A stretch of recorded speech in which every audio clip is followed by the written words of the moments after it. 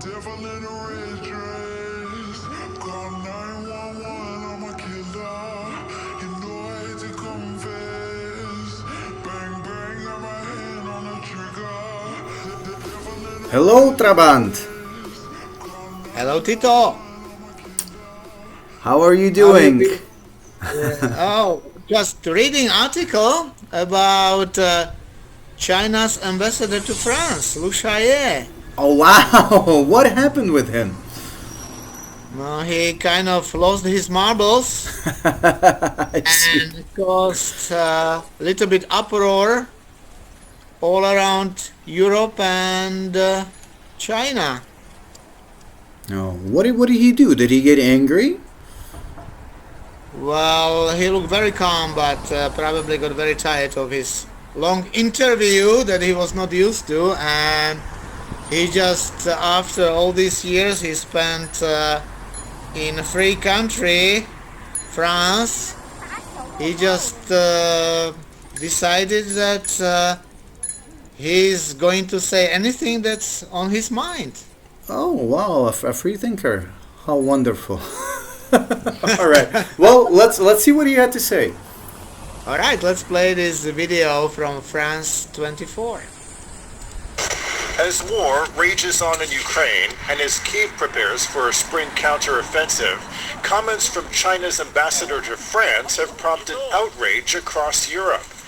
Appearing on the French news channel LCI, Liu She refused to say if annexed Crimea was in fact part of Ukraine, then went on to say that countries that emerged after the fall of the Soviet Union, quote, don't have effective status under international law because there is not an international agreement confirming their status as sovereign nations.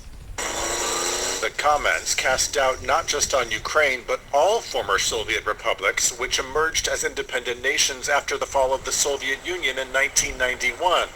On Monday, leaders from the EU's three Baltic nations, Estonia, Latvia, and Lithuania, summoned China's envoys to explain the remarks.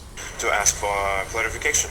Has Chinese position changed on the independence, and to remind him that we're not post-Soviet countries, we were the countries that were illegally occupied by the Soviet Union. The EU's top foreign policy official, Joseph Borrell, called the Chinese envoy's remarks unacceptable and said the bloc also wanted an explanation. On Monday, Beijing's foreign ministry sought to diffuse the controversy, walking back the ambassador's comments. China's position is unchanged. China respects the sovereignty status of the former Soviet Union countries after the Soviet Union dissolution. This isn't the first time Liu has sparked controversy. In 2021, he started a spat on social media with a French researcher calling him a little thug and a troll. He's also lashed out at a group of French lawmakers considering a trip to Taiwan, which China considers part of its own territory. Wow. What happened to him? Well, I really don't know. Why would he go off script and say something like this? He could have just... Chinese top diplomat. I'm And sure he knows what he can say, what he can't. he could have just stuck to the usual rhetoric. He could have reiterated that this is our position, or we've already stated our positions. And you're right. He has been posted to other places before. You know, he's been in Canada, so he's not someone who would be naive in the diplomatic sphere. He's been in diplomacy since 1999, so probably appointed by Jiang Zemin. I So see. I don't know if it had any effect on his mind that he's living in some Jiang Zemin's era of free thinking, or I think he's just been abrupt for too long, like you said. I think he's just been asshole. I think he just doesn't care about anything and anybody. Maybe his time is up, and he knows that he will be replaced anyway. I don't know. Yeah, I don't have could any could also be that. But Yeah. what is interesting is that this was just a few days before the long, over a year awaited phone call between Ukraine's President Vladimir Zelenskyy and with China's Chairman Xi Jinping. Exactly, you are right on spot. And I believe there is a connection between the call and this Lushaye's faux pas. Yeah, but before we get to the call, I'd like to stay a little bit longer on this topic. Like, imagine, like, in one sentence, he basically denied the sovereignty status to 15 countries, and one of them is Russia. Yeah, that's a good point. Russia is also post-Soviet country, I believe. That is true, yeah. So maybe somebody should ask him what he thinks about Russia. I mean, does Russia has the sovereign status or not? Yeah. Right. Yeah. As this article says that there are these 15 countries, just like China, are members of the United Nations and signatories to its charter, where Article 2 states that the organization is based on the principle of sovereign equality and of all its members. Yeah. I mean, this is very obvious, why he's going Yeah, off script like this. Nobody Yeah, knows. What happened? Oh yeah. Okay, here is our favorite political commentator. Who? Who is who? Who? Yeah, exactly. And it's just so funny to listen to his comments because this is very unreal. All Very right, unreal. we'll play it for us. Yeah, sure. 80 European parliamentarians jointly demanded that France expel Ambassador Liu Shaye. This kind of request is of course absurd and unreasonable. I believe that France will not bow to the pressure of those European parliamentarians and the three Baltic states. 3 Baltic states that got insulted by this guy, saying that they don't have any sovereign status. So China really hates the Baltic states, especially Lithuania. Yeah, because they, first of all, the Baltic states, they are very sensitive to this kind of rhetoric. They were occupied for decades by the Soviet Union, and they were the first to separate. And recently they also have, I think Lithuania has done some action against Chinese, Russian and Belarusian recruitment, spy agency recruitments. Yeah, right. And they have some special relationship with Taiwan. So this has been going on for a few years right now. They're not. They don't seem to be fans of communism. Although I'm not sure about their government, but let's go on. Let's see what else Mr. Hu said. Yeah, sure. States to do stupid things. Liu What a is the comment. Chinese ambassador to France. He has full authority to represent the Chinese government on Chinese-French affairs and is responsible for China-France bilateral relationship. Ukraine issue is not in his purview. The French press interviewed him and asked him for details on Ukraine issue, which gave him a chance to make general comments. Although he is a diplomat, his official representation is bound to be greatly reduced if Is Sounds he? stupid, right? Yeah. What does that mean? And is Mr. Hu here? Is he defending Liu Shaye, or is he criticizing him? I'm not sure which it is Difficult to anymore. say. Right. Apparently, in one sentence, he can praise him and criticize him at the same time. Yeah, like basically this is his criticism. He's greatly reduced. So why did he go off the track? Yeah. Yeah. Keep playing. Let's go on. he talks about matters outside his purview in an interview like one he did with French network. On the Ukraine issue and the status of the former Soviet member states, China has many official statements, and those statements together constitute China's official position on these issues, and those positions are clear to Europe and the world. So they are clear, so don't ask him again. Ask only one time. If you ask second time, we are not going to tell you. Because it's okay. That's why he goes on TV. This is interview, so he should say it over and over again. This is his job. Basically, He's a yes. diplomat. Yeah, so he should just stay calm, just read the script and stay calm. That's his job. Don't attack anybody. Don't pull anybody's hair. Don't. Right. That's his job, isn't it? That's what he's paid for. Ambassador Lu's exclusive interview was very long. What does it mean? Oh, he must have been so tired. Oh, yeah, he was very tired and he had nothing to say, so he was improvising apparently. Or he was saying good job. something. Yeah. Or he was saying something that the Chinese diplomats talk between each other in private. Yeah, that could have been that too.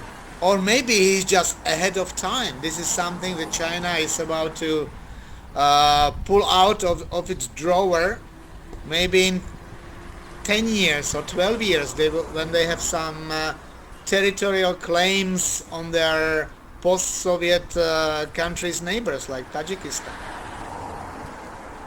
Yeah, could have been that. Yeah. He could have just been talking openly, reiterating the way that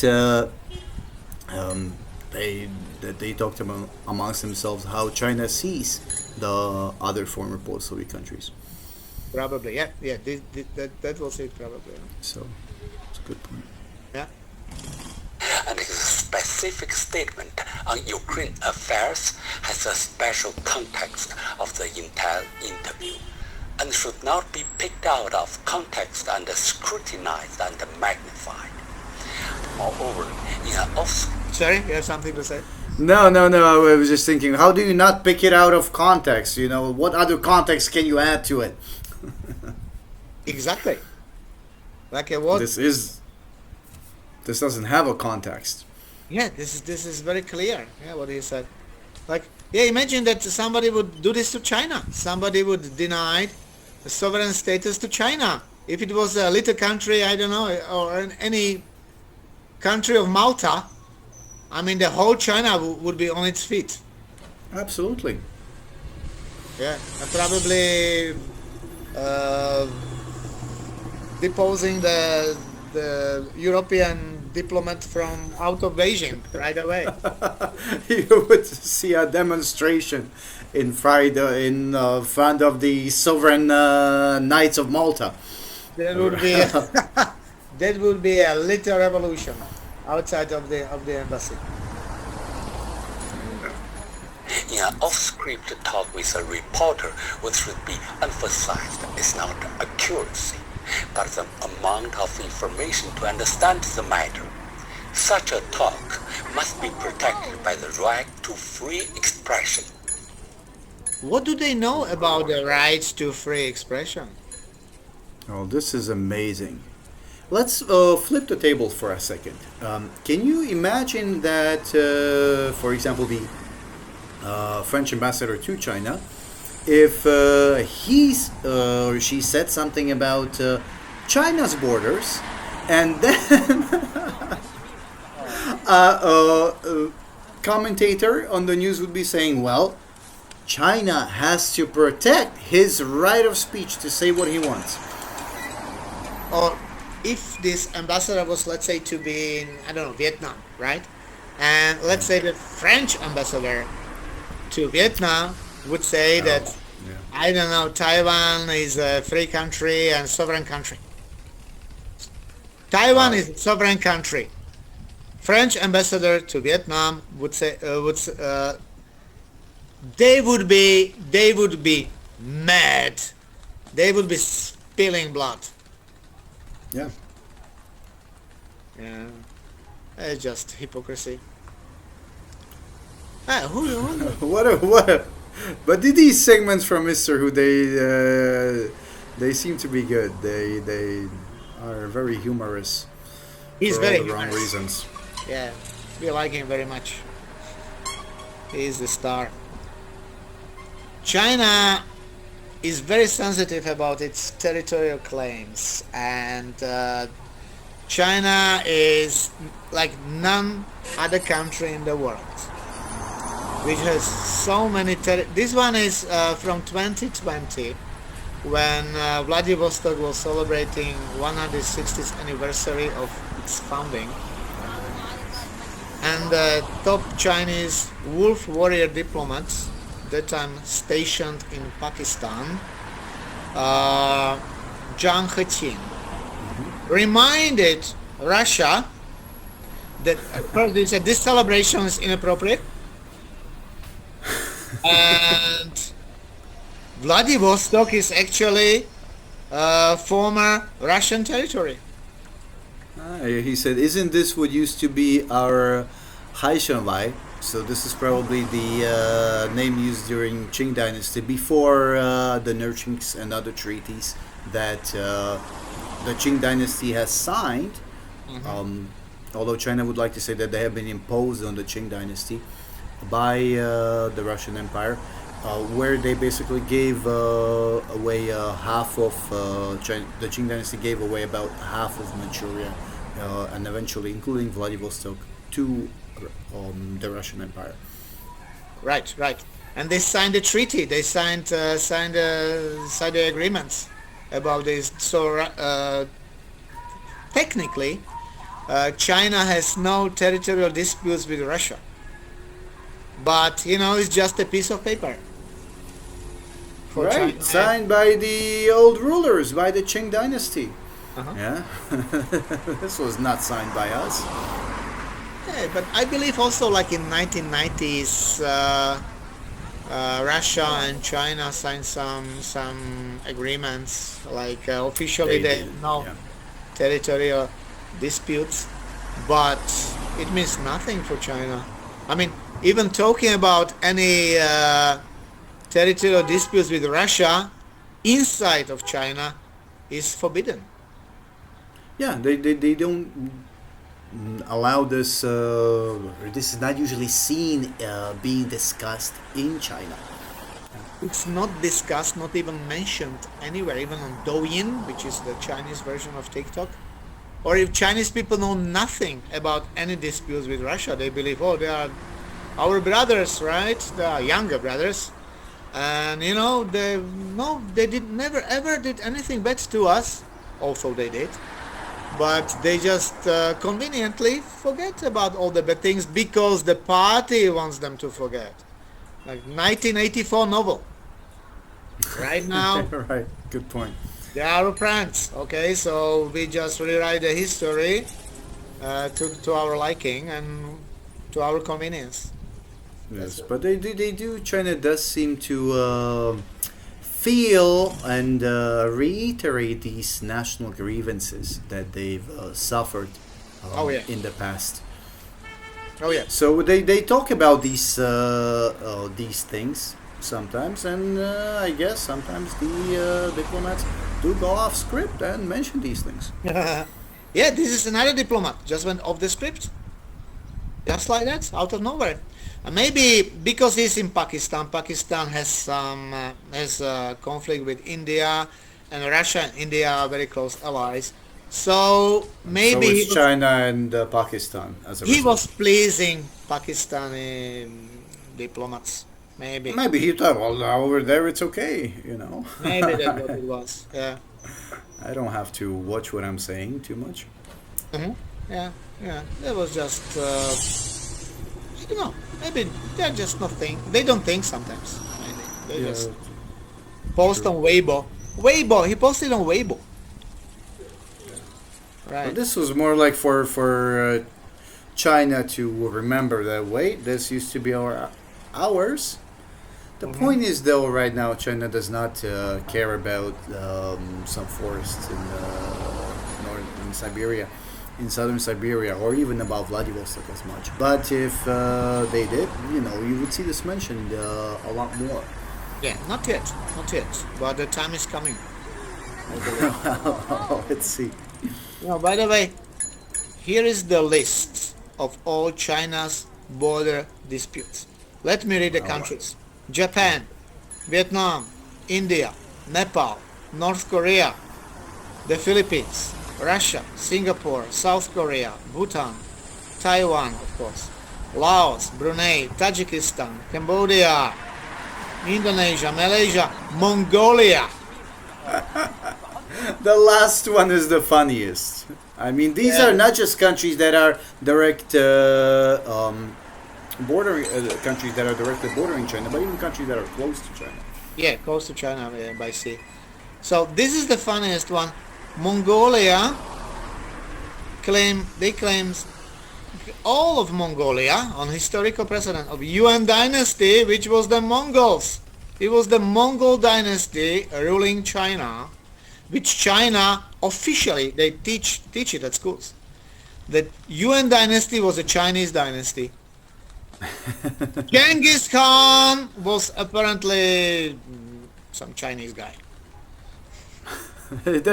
Well, yes. When you say it like this, and when China says it like this, it really seems like that. I mean, I can't fault them for wanting to take the credit for it, but just because Genghis Khan ruled over China does not mean that China ruled over Mongolia.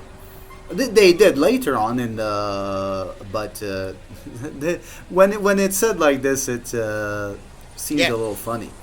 For Very example, funny. you don't see Russia saying, for example, that the Golden Horde was a Russian kingdom, even though some of the peasants living there might have been Russian. Yeah, or Russia doesn't say that when Hitler invaded Soviet Union, he was just creating a new Soviet Republic that actually belonged to the Soviet Union.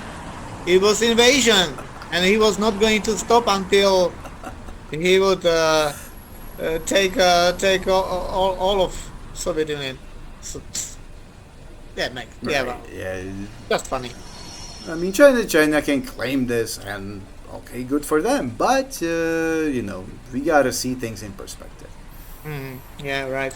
Here is from 2014 when Angela Merkel was hosting Xi, and she very happily thinking, wow, I'm going to please him now, presented to him as a gift some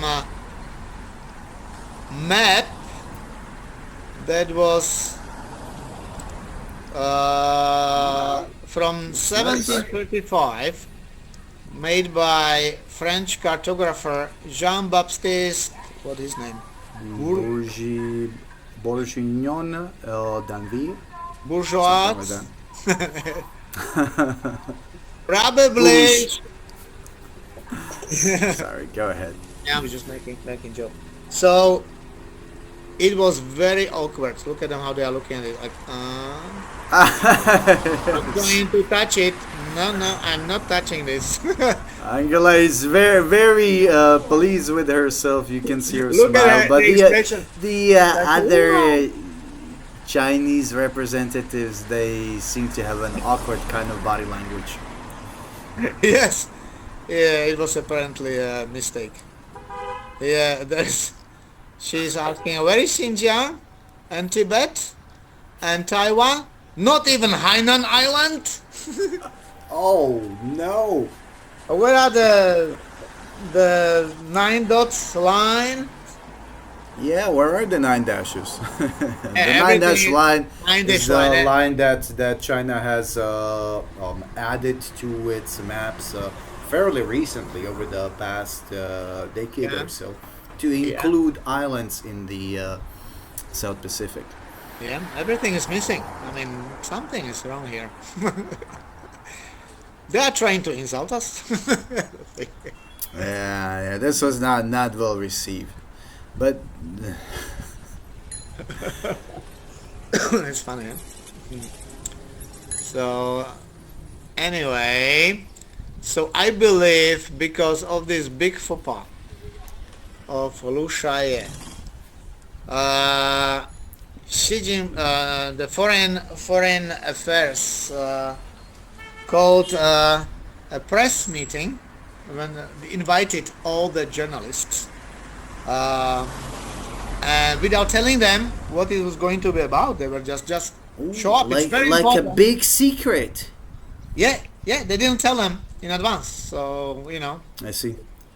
wonder why.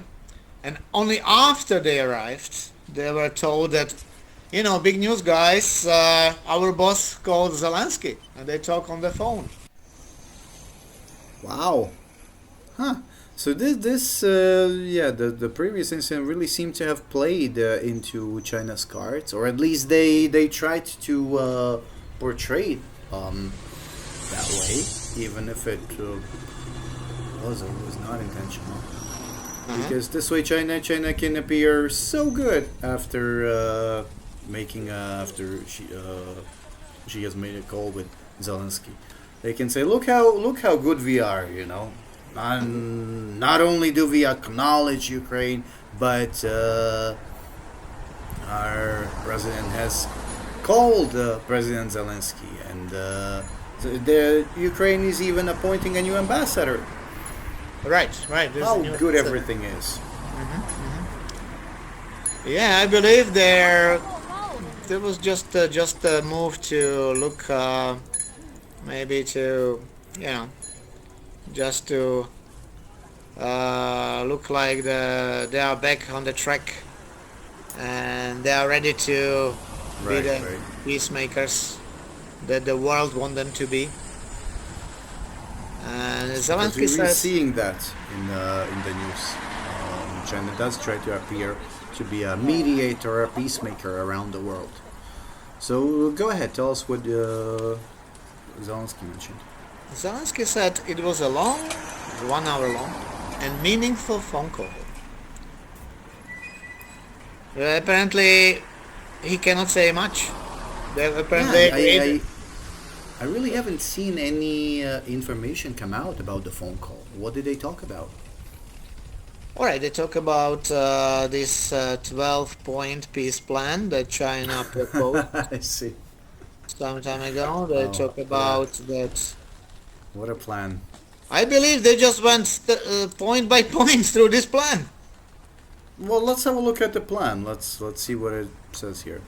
Alright, the point number 1, respecting the sovereignty of all countries. Okay, yeah. Zelenskyy, I think, would agree. I believe everybody agrees, even the Russians. Point number 2, abandoning the Cold War mentality. What does that mean? Yeah, what does it mean? I mean, China has has abandoned a Cold War mentality for a while, or hasn't had this kind of a block mentality since they established their ties with the United States and with a host of other countries. You're right. So what is this aimed at? Well, the security of a region should not be achieved by strengthening or expanding military blocks. That's a Cold War mentality. Maybe this is telling everyone blocks. not to see Russia as evil. Yeah? Don't think this is the big bad Soviet Union. Well, Stephen Kotkin says that Cold War was a great invention. He says that without Cold War there will be hot war. So Cold War prevented the hot war. I'm sure that Ukraine would much rather welcome a Cold War than what they have now. Absolutely. 10 Cold Wars better than 1 hot war. If Ukraine started Cold War, maybe there would be no hot war. So, my feeling is just this is more about China than about Ukraine at this point. because I see. So by implying that the world shouldn't see Russia as evil, even though they've invaded another country, they are talking China about shouldn't be seen as evil. they are talking If about they, China. in case they do something. Yeah, maybe. I see. Okay, let's talk about the next point: ceasing hostilities. Yeah. What else can be added? I think Zelensky had no problem with this point at all. Resuming peace talks. As well. Yeah, why not? Resolving the humanitarian crisis. Absolutely. Yeah, absolutely. Protecting civilians and prisoners of war. Yeah. So far, very good plan, I feel like. Yeah, so far, not bad. Except I'm trying, not seeing anything new here. Nothing new, yeah. Keeping nuclear power plants safe. Yeah. Yep. I'm sure Zelensky agreed. Reducing strategic risks. I'm sure Zelensky had no problem agreeing to to not using nuclear weapons. Yeah, absolutely. He was very pleased with this point. He was like, yes, and yes. Now, why can't they say they don't talk? Are they talking about Russia in this point?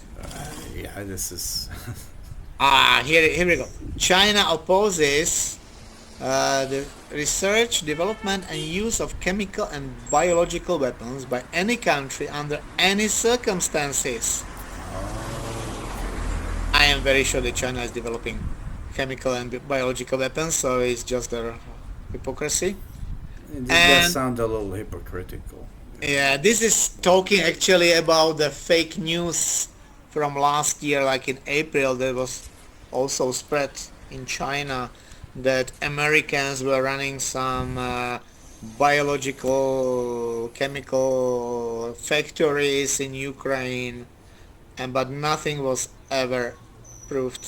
So Oh, I see. so I didn't know this is made to. This is made into Chinese news as well. this is to please the Russians.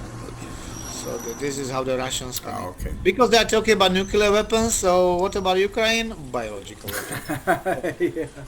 It's 50-50. It's about the same. Right. Point number 9: facilitating grain exports. Absolutely. 10: stopping unilateral sanctions. Okay. China does not want sanctions. Yeah, China hates sanctions. Yeah, this is kind of they are talking about themselves. And are there any sanctions on Ukraine? Maybe by Russia. Yeah, but the second sentence is a little funny. China opposes unilateral sanctions unauthorized by the UN Security Council. China is on the UN Security Council, As well as Russia. so So it's difficult to pass this authorization. Yeah, right. Next one, 11. Keeping industrial and supply chain stable. this is definitely a point for China, because China is concerned about the export of their products abroad, and also, maybe more importantly, the import of raw materials into China. So it really does seem like they are sneaking their own perspectives a little bit into this. China is applying the sanctions on Russia, especially regarding the banks and businesses that are on the sanction list. So I think China would like to lift these sanctions, so they can resume the business with Russia as before the war. Yeah, that makes sense. Yeah. Okay, and finally, promoting post-conflict reconstruction. Well, yeah, I'm sure that China is very interested in this. I mean, the moment the war ends, both countries, Russia and Ukraine, start to rebuild. That's even more opportunities for China to send more products to these markets than they already have. So is China going to help Ukraine to rebuild? I don't think Russia needs to rebuild, but Ukraine needs to rebuild. Is China going to help Ukraine for free? Oh, Traban. You are so naive. Yes. For free? No. Come on. European Union will be doing this job. And China will be just standing by and just trying to take advantage. Maybe here China and there. will be trying to export to other markets as usual. Right, but not for free. Nothing's for free. No doubt about it. Anyway, here is a treaty that Ukraine signed with China in 2014. Oh, so they actually signed a treaty, yeah? They did This sign a was treaty. this was in 2013, before the events that led to the Russian invasion in 2014, yeah? Yeah, it was between then President Viktor Yanukovych and Xi. Uh-huh. Wow. And guess what is part of the treaty? Sovereignty, security, and territorial integrity. This sounds like China should help Ukraine if its sovereignty and security and territorial integrity are threatened. Well, China never recognized Crimea as part of Russia. I wonder why, if it was because of this agreement, but I don't think so. But because they didn't have to. I mean, I guess so, just- yeah. Yeah. But they had this kind of agreements, yeah, or treaty. Wow. So So called. to what end? Yeah. What is it worth? Nothing. It's a good question in the title. Yeah, it's nothing. Yeah, exactly. Signed by Xi. Yeah. What is worth? Yeah, just the price of the paper and ink. Nothing else. This is very interesting. Like if you watch the China news or Douyin or how China is presenting the war in Ukraine. On one side, China pretends that he's neutral.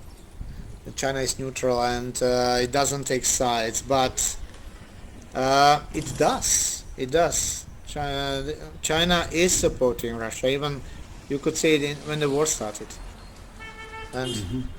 And the way Russia's a big market, and at the beginning, I would assume that China would have thought that Russia's going to win, and you can see this from football or soccer matches sometimes. China loves rooting for the winner, for the side they think is going to win. Right. China is scared right now that they take side with a loser. Yeah, that would be a disaster for the CCP. Difficult to explain to the Chinese people. How come that we were supporting the loser? Maybe we are losers too. In what condition is judgment? In what condition is our army, by the way? Right. Also a good question. Yeah. So people start asking questions. So let's pretend that we are neutral and just take it slowly. See how it ends, and then we will just pretend that we always wanted peace. This war was bad. We right from the beginning we said it. Right from the beginning. At the Winter Olympics, what did Putin promise Xi? Xi asked Putin to postpone the war for 2 weeks. Yeah, that's what people have been saying. At the beginning of the war. Yeah, that's true. I believe that's true. That's what Putin said. Well, okay, It's entirely possible. Yeah. Yeah, I can wait. And when last month when Xi visited Moscow, and what did he say when he was just before he got on the plane and left? Oh, something about changes that are happening right now that people haven't seen in how much did he say? 100 years? 100, why not 100 years? Sounds reasonable time for China. What's 100 years, right? The But changes that the world hasn't seen for 100 years. And you and I, dear friends, are driving them. wow, how important. What does it mean? Like we are going to conquer the world now, and I mean, you need to think about it. Over the last 100 years, there have been massive changes. yeah. So, I guess it sounds less ridiculous than saying 1,000 years, but 100 still sounds good. So that's where Chinese we get this funny phrase from. Chinese Communist Party was founded in 2021, and the People's Republic of China was founded in 1949. So it will be bigger than foundation of the People's Republic of China. Wow. Must be a big Wow. change. Hard to imagine. Yeah. And okay, can I Hopefully, just silly talk. can I play for you one funny video? This is from China Uncensored. Oh, they do have some How they are funny brainwashing, content. how they are brainwashing the children in schools. Regarding what? Regarding the war in Ukraine. the war in Ukraine. Oh, When you okay. ask people, Chinese people, they can't even grasp it. They cannot tell you why the war started and what's the reason for the war. I mean, they can talk about NATO a little bit and stuff, but this is precious. Like how this teacher explained to her students what is actually happening. Are you ready? All right. Our students. By the way, this is Shelley John. Yeah, she see.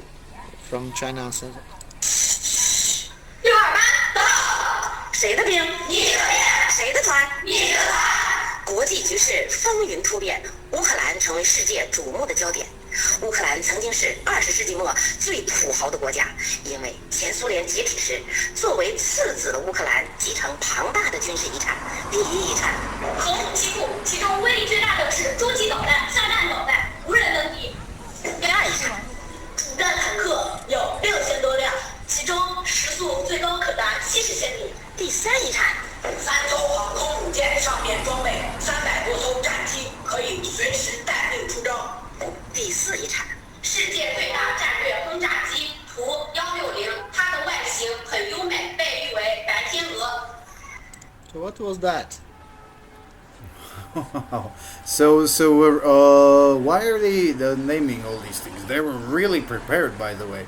Yeah, it's very important, to learn these details about how strong Ukraine militarily was when the Soviet Union dissolved. I see. Yeah, so it's saying that communism actually is better than capitalism. There does seem to be a hint of that, yeah. That's my outtake. All right, Shelley John. Why are Chinese students being forced to recite all of the different weaponry Ukraine That's had? what we asked. The real lesson here is that Ukraine used to be strong thanks to the Soviet Union, but now it sucks. 乌克兰这个败家子儿， Wow. 前苏联这么庞大的军事遗产，现在却成为了最遗憾的国家。从这个事件当中，我们懂得了什么道理？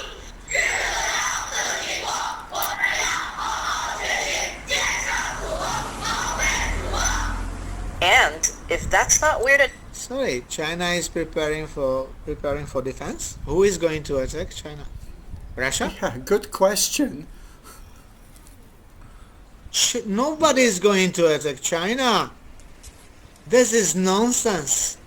Prepare for defense. From which country? The moon. It's from the moon? Enough.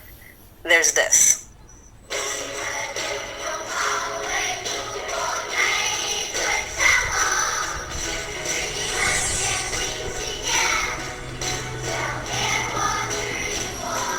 You know what it feels like? Like some kind of school project. This is not what Yeah. in every class, in every history class. I mean, this is just teachers' initiative, how to, I don't know, make some, so I don't know, just a project. Well done, well choreographed.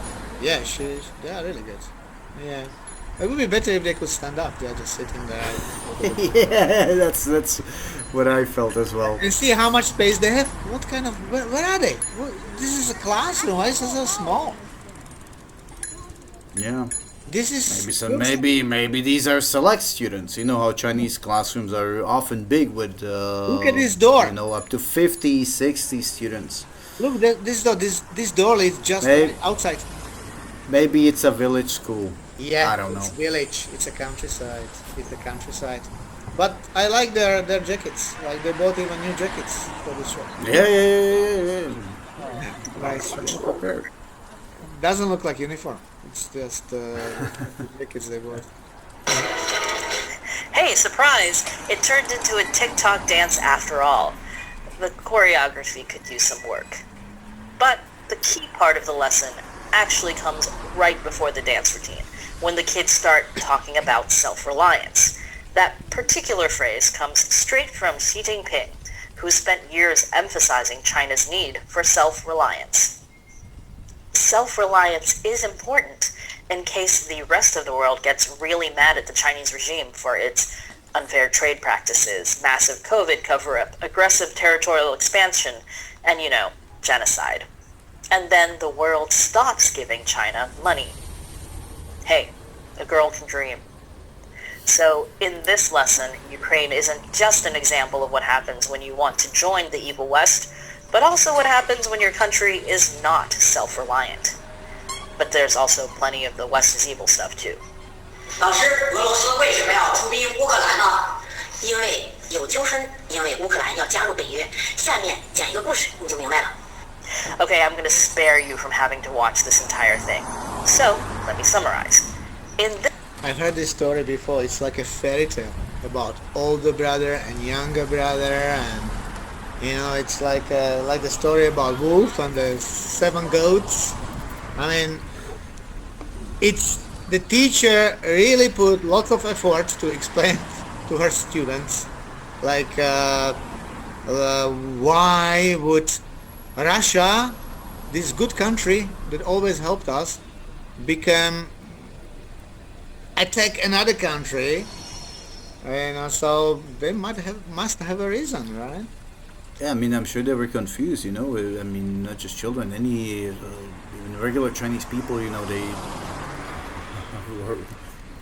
wouldn't understand that. Obviously, they know that war is bad, Yeah. So you can see in the state media and even in schools, because keep in mind that the education department and the schools in a totalitarian country, they're an instrument of state propaganda. Yeah, so the teachers, they have to come up with some ways to explain this to their students. Yeah, agreed. This morality tale, Russia and Ukraine are the sons of the Soviet Union. Sure, older brother Russia and younger brother Ukraine have some family squabbles, but everything is fine until Ukraine decides to throw it all in Russia's face by embracing Russia's worst enemy, NATO. Oh no.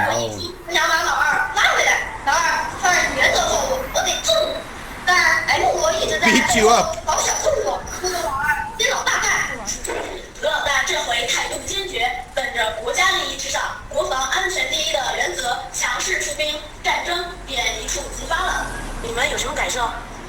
国际局势分歧没有，复杂多变。我们并未生活在一个和平的时代，而是生活在一个和平的国家。感谢祖国，爱你的怀抱里，我们是如此。We are in these turbulent, scary times, but luckily we have our China, our government, our army here to protect us. Live in a peaceful country, not like the other countries around. Right. Yeah, Ukraine was living in peace since the Second World War until this bigger brother came with a stick. So Yeah, this is what I get. Like the big brother beats the little brother up for what, and after he rapes his little sister, and he's about to kill his little brother, but to teach him a lesson. Yeah, Wow. I don't know the ending of the story. What a story. I think this is the ending here that we see. But for Ukraine, well, I wonder. Yeah, I need to. I have this. Do you know this person? This lovely lady here, I don't remember this spokeswoman. Yeah, Who was she? she was also she's the former spokesperson for Ministry of Foreign Affairs. I see. Hua Chuyin. So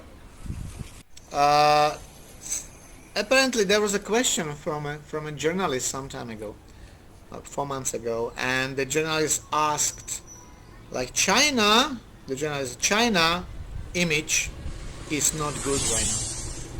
So what can we do to improve this image?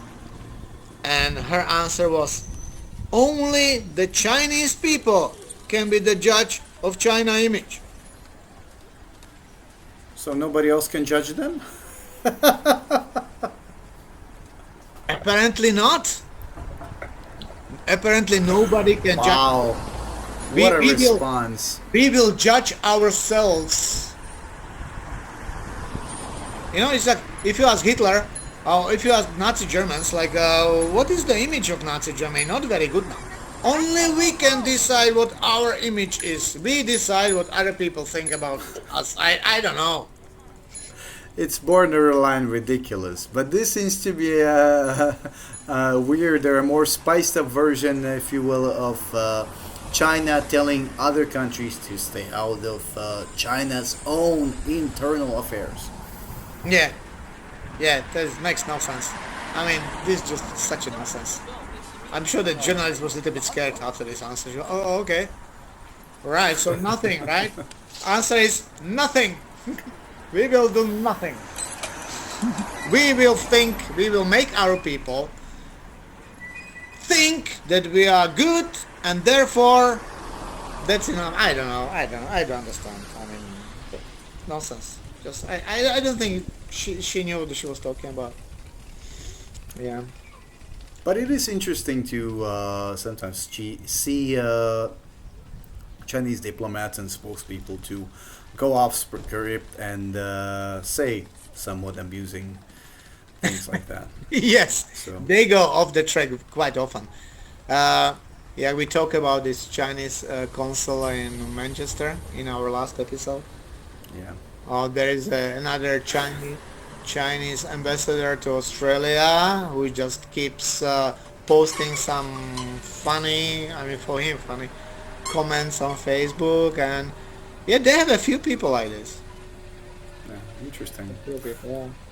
Well, it's not boring at least. All right.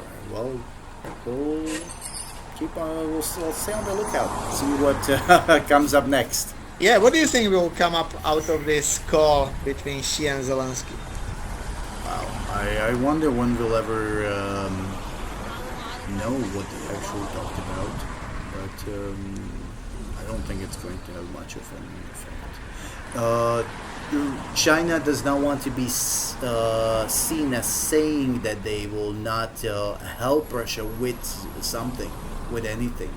Right. He could very well have said that if Zelensky would have asked him about sending weapons. Xi Jinping might have either said, well, this is not what we want to do, or this is not what we are planning.